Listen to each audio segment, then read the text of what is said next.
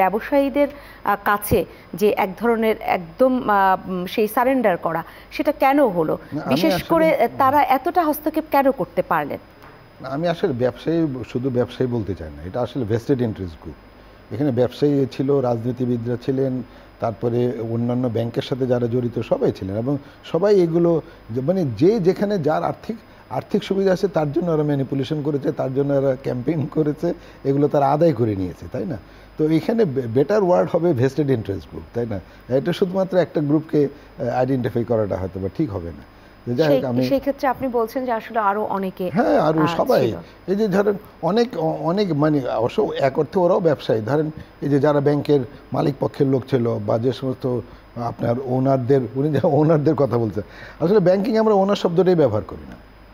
ব্যাংকিংয়ের ক্ষেত্রে আমরা মানে অন্যান্য ব্যবসার ক্ষেত্রে যেটাকে আমরা ওনার বলি, ব্যাংকের কন্টেক্সটে আমরা তাকে বলি মানে হি ইজ দ্য কি বলে আপনার ওই যে এই ইনিশিয়েটার বা উনি এক উদ্যোক্তা, তাই না? কারণ উনি এই ব্যবসাটা করার একটা উদ্যোগ নিয়েছেন, মানে উনি আসলে ওনার না। কারণ ওনারদের কারণ আপনি যদি হিসাব করেন, উনি বললেন 5% হবে না।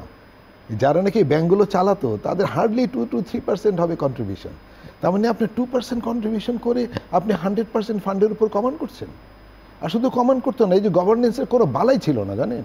সবগুলো ব্যাংকের আমরা দেখি যে চেয়ারম্যান সাহেবরা সারাদিন যে বসে থাকতো সবারে, ইভেন এমডি সাহেব, একবার এমডি সাহেবরে বলি, তো এমডি সাহেব আমাকে বলতেছে, জানেন এমডি অর্থ কি? আমি কি অর্থ? বলে এমডি হচ্ছে ম্যানেজিং দ্য ডিরেক্টরস। বলে আমি তো সারাদিন ডিরেক্টর সাহেবদের ম্যানেজ করতে করতে আমার চলে যাই, আমি কি ব্যবসা করবো, কি ব্যবসা আনবো? আপনি ওনার শব্দটা এখানে ব্যবহার করতেও রাজি না, বা সেই অর্থে স্পন্সর বলতে চাচ্ছেন। তাহলে আমানতকারীদের ব্যাপারে আসলে কতটা ভাবা হয়? কেউ কোনো চিন্তা করেনি, কারণ ওরা তো মনে করছে এটা ওদের মানে আপনার কি বলে আপনার পারিবারিক ব্যবসার মতো, তাই না? তো এটা আসলে পারিবারিক ব্যবসা, যারাই কিনা সেই আমানতকারী, যাদের টাকায় ব্যাংক চলবে, তাদের কথাই ভাবা হচ্ছে না। আপনি দেখেন, আপনি যদি ব্যাংক কোম্পানি আইন যদি পড়ে দেখেন, প্রত্যেক জায়গায় জায়গায় বলা আছে। আপনি যদি securities and exchange commission act পড়ে দেখেন, প্রত্যেক জায়গায় জায়গায় বলা আছে যে এই দুইটা প্রতিষ্ঠানের দায়িত্ব হচ্ছে ডিপোজিটর এবং যারা ইনভেস্টর তাদের ইন্টারেস্ট প্রোটেক্ট করা। এই যে বৈষম্য বিরোধী আন্দোলন, সব বৈষম্য দূরীভূত হোক, কিন্তু এখন মানুষ এই কথাটা বলছে যে আমানতকারীদের, তারা সবচেয়ে বেশি মানে তারা টাকা রাখবে এবং সেই আমানত হবে স্বল্প মেয়াদী, সাধারণত হয়ে থাকে।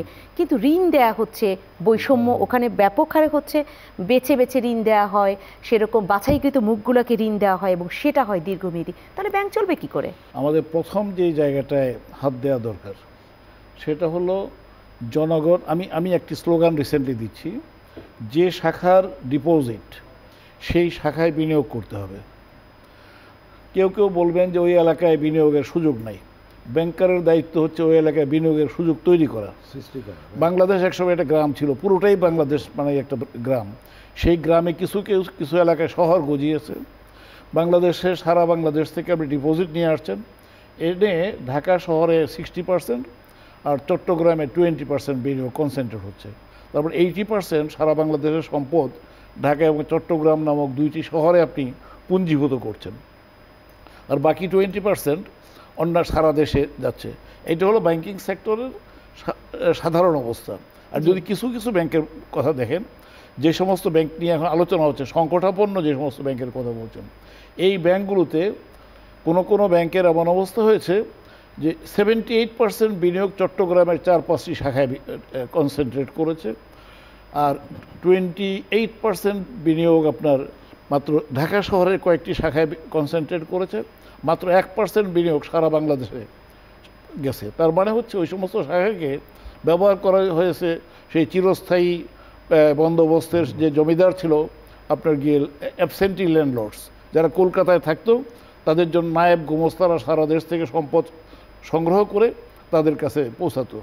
এখানে এই ব্যাংকগুলোকে ব্যবহার করা হচ্ছে এই ধরনের কিছু সংখ্যক লোকের চাহিদা পূরণ করার জন্য। এটা কি এই 15 বছরে হয়েছে বেশি?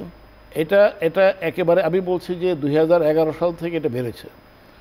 80-20 সমস্যাটা অনেক আগে থেকে আছে, এবং এটি নিয়ে আমি যতদিন থেকে ব্যাংকিং করছি, আমি যতদিন থেকে ব্যাংকার, ততদিন থেকে আমি এই বৈষম্যের বিরুদ্ধে কথা বলছি।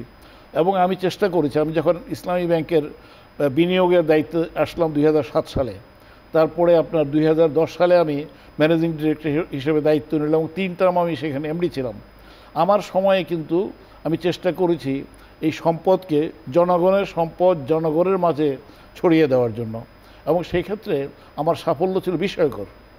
আমরা গ্রামীণ অর্থনীতিকে চাঙ্গা করার ক্ষেত্রে আমরা এক গুরুত্বপূর্ণ ভূমিকা পালন করেছি, এবং তখন বলা হতো যে এই দেশের রেডিমেড গার্মেন্টস, তারপর ফরেন রেমিটেন্স এবং রুরাল অর্থনীতি, গ্রামীণ অর্থনীতি, এই তিনটা জিনিসকেই কিন্তু আমরা গুরুত্ব দিয়ে কাজ করেছি। এই যে প্রায়োরিটাইজেশন, গুরুত্ব দেয়া, এটা ব্যাংকারদের দায়িত্ব। ব্যাংকার হিসেবে আমার কাজ হলো সমাজের প্রান্তিক জনগোষ্ঠী যারা, গরিষ্ঠ মানুষ যারা, তাদেরকে শক্তিশালী করা।